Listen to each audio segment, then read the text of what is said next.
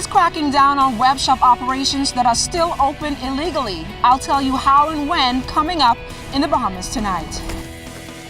Melia makes a change tonight. The hotel union reacts to the money matter.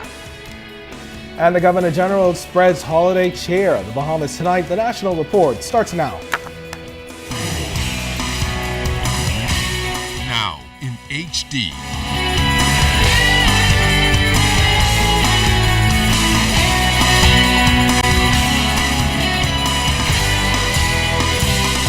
ZNS Network presents The Bahamas Tonight.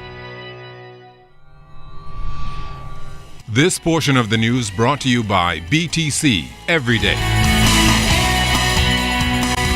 Prime Minister Perry Christie announcing the focus of the country's #1 industry for 2015 as he addressed major stakeholders in the tourism industry today. Good evening, everyone. I'm Candido Knowles. And I'm Charisma Robinson. The Bahamas Hotel Association's annual Christmas luncheon heard a detailed report from the nation's leader on the key factors that the Ministry of Tourism will be driven by as the country heads for another record-breaking year. And as Clint Watson tells us, in the same vein, Mr. Christie also outlined those forces that could threaten the success of the industry.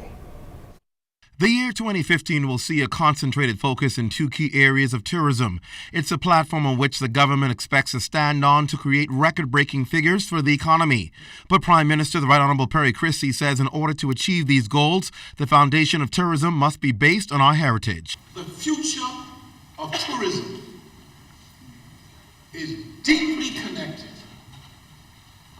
to our being able to capture who we are, how we live, the songs we sing, the stories we tell, how we play and have fun, and putting that as a part of the tourism experience. Public and private sector partnerships will be key in creating new initiatives and projects that will make our tourism product creative. Mr. Christie announced the two main drivers of tourism growth for the upcoming year will be culture and sports. The cultural combination delivers unique experiences that attract the attention of travelers who desire exposure to the destination's energy and cultural expression. A powerful marketing intervention in our tourism industry, bolstering the notion of sports tourism. But for it to work effectively in nation building, there has to be a nexus, a connection with society. But Mr. Christie says there are major outside and internal forces that can negatively impact the growth of tourism, namely crime and the opening up of Cuba to the world. We must be very mindful of our positioning geographically and how we will be affected, and therefore what steps we should take as planners to ensure that nothing, no development, no evolution and change of policies will impact us negatively, or to the extent that it does, we're able to minimize it. Already a master plan has been created and is already being implemented that will see major developments and expansion on just about every family island, including New Providence. Many of these projects detailed by the nation's leader will come to fruition next year. Clint Watson, ZNS Network News. Bahama are announcing a restructuring of its gratuity system at the Melia All-Inclusive Resort, which we're told will bring the resort in line with global standards. Under the new format, guests will pay 15% gratuity on their total package cost versus paying the same on individual products and services, which is also said to be the case at the Sandals Royal Bahamian Resort. But Hotel Union President Nicole Martin is expressing some concern, saying her members are not happy with the fact that the move was so sudden. Our industrial agreement gives you the right to convert to all-inclusive, but the conversion can only happen once the parties have agreed to a per person per night rate. That was President of the Bahamas Hotel Catering and Allied Workers Union, Nicole Martin, protesting along with other executives outside the Melia Resort today, saying that the particulars of the newly implemented gratuity system were not agreed to. You must negotiate it out. You cannot bully the union. You cannot bully the employees. You must negotiate. In a statement today, the resort announced that effective immediately, it plans to put all-inclusive gratuities in a separate account, which will be paid out to employees promptly once it can reach an agreement with union management.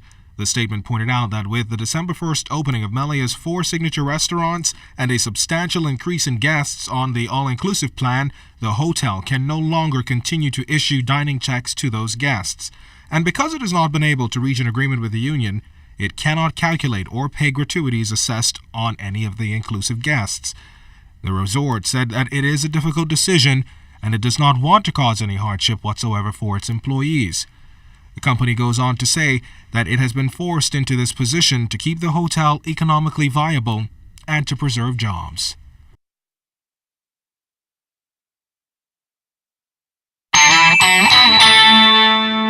This portion of the news brought to you by McDonald's. McDonald's, I'm loving it.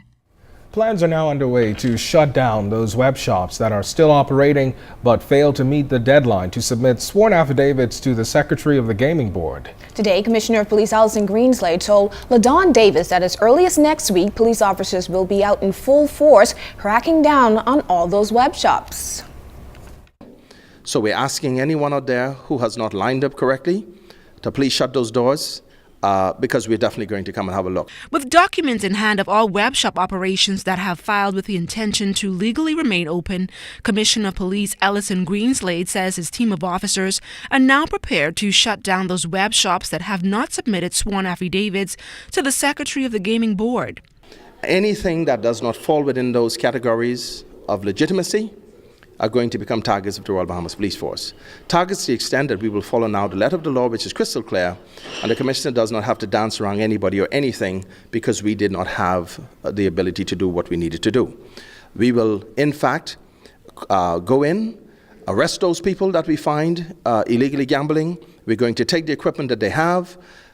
We will confiscate the equipment and we're going to take them before the courts. There's no specific date and time when the first exercise will take place, but Commissioner Greenslade did say we can expect the action to unfold in a few days. Our officers are in fact inputting that data into a database and onto a GIS map so that every commanding officer and every patrol car would know that this here on this corner is a legitimate business, it's fine. And this business, 2 corners down, does not show on our map, it's illegitimate, and we're in that process right now.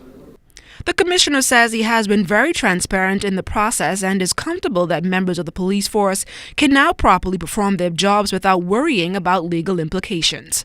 LaDawn Davis, ZNS Network News. Parliamentarians debated and unanimously passed the Foreign Affairs Service Bill 2014. Minister of Foreign Affairs and Immigration Fred Mitchell moved the bill, which he anticipates will come into force within the month. At a cost of $2 million, Minister Mitchell highlighted that the bill will establish for the first time a Foreign Affairs Department. So today, we're seeking to pass this bill to create a foreign service for the first time as a discrete part of the public service, with its own rules, promotion procedures, and governance, and the allowance and benefits to which diplomats are entitled when they serve overseas or at home. It creates some landmarks. The Foreign Service, in Clause 6, is a disciplined force, and therefore is not subject to the strictures of the labor laws of the country as it relates to industrial action. With the cost of a barrel of fuel decreasing substantially on the international market, Member of Parliament for Montague, Richard Lightburn, wants to know why Bahamians here at home are not realizing the savings. You've gone from $120 a barrel down to $60-something a barrel, and there's no respite in your electricity bill. I may be wrong, but it was my understanding that the so-called surcharge was used to reflect the cost of fuel. If oil comes down, the surcharge should go down. Yet what has happened? Nothing. We're still being charged the same amount in surcharge as we were months ago when a barrel of oil cost twice what it costs today. That is true. So is the public being ripped off again? Well, on a point of order, member for Tall Pines and BEC Chairman Leslie Miller said Mr. Lightbourne is correct in some of his assertions as he explained the current state of affairs at BEC. Electricity has not gone down to an appreciable degree. It has gone down to some extent. BEC is now paying some $85 a drum for oil, and most of the world is paying $66. He's correct in that sense. But the problem is, as long as we're using Blue Hill plant more than we're using Clifton, it costs us an extra $250,000 per day in fuel charge because of that, because of the problems that we are having at Clifton almost on a daily basis are not living up to the tenets of Clifton by producing at least 100 to 120 megawatts per day. It has hurt us to that extent. And I apologize on behalf of the corporation for what is taking place. But the prices has gone down, Mr. Speaker, but because of the contract that we have too with Shell West and because of the amount of money that BEC owes them, we're not getting nowhere near what we should be getting on the prices that we are paying. Hopefully in January, with new management coming on board the contract, that all of those things would be corrected and maybe people will see some relief. This portion of the news was brought to you by McDonald's. McDonald's, I'm loving it.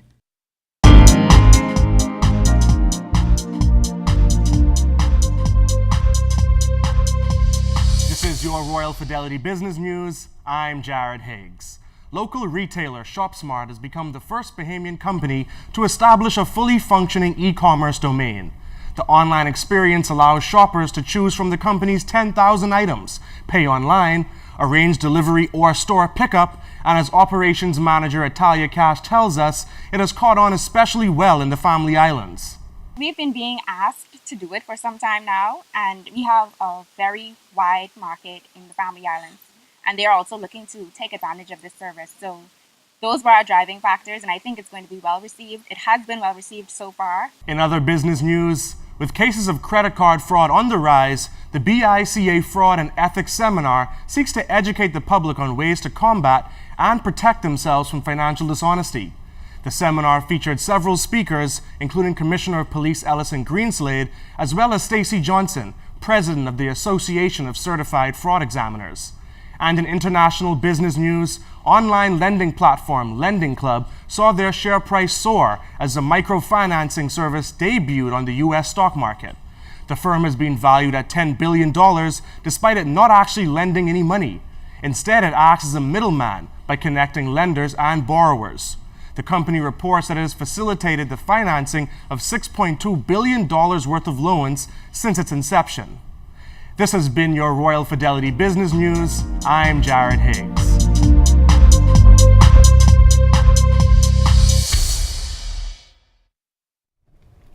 Governor General Her Excellency Dame Marguerite Pindling celebrating the festive season today with a tour of the Fleming Street Clinic. Students from schools in the Baines and Grantstown community, where the clinic is situated, also participated through song, dance, and musical tributes. The Governor General then commended healthcare workers throughout the country for the work they do on a daily basis.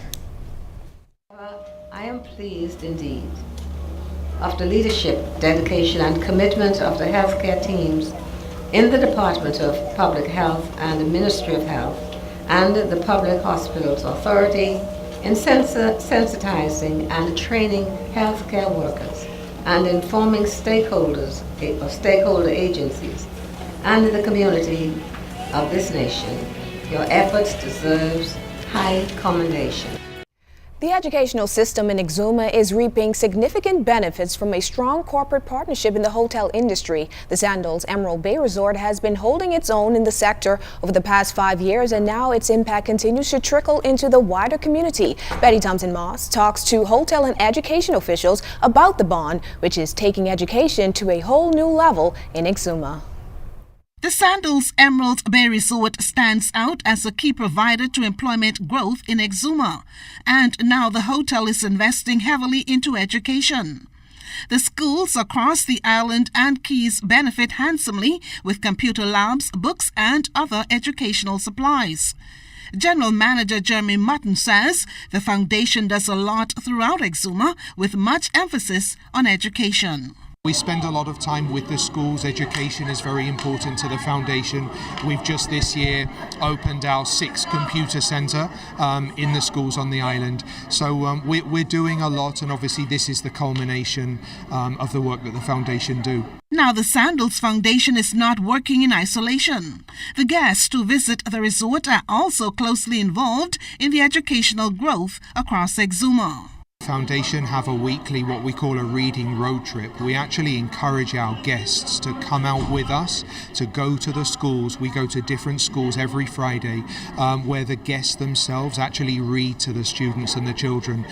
So it's not just a case of, we want the guests to come out to see what we're doing in the community, and that way the guests themselves are more inclined to help, to support, to bring down school supplies and things like that. So it's a very good sort of private-public partnership, if you like, in terms of supporting the schools.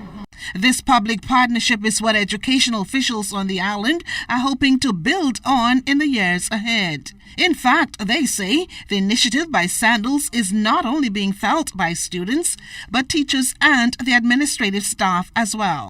His gain from it, or his thanks, is to see that the students are progressing and the teachers are being productive and proactive and definitely making a contribution to the schools as one of his favorite things to do. This giving to education by the Sandals Emerald Bay Resort remains on the agenda as the hotel positions itself for a healthy season. Betty Thompson Moss, ZNS Network.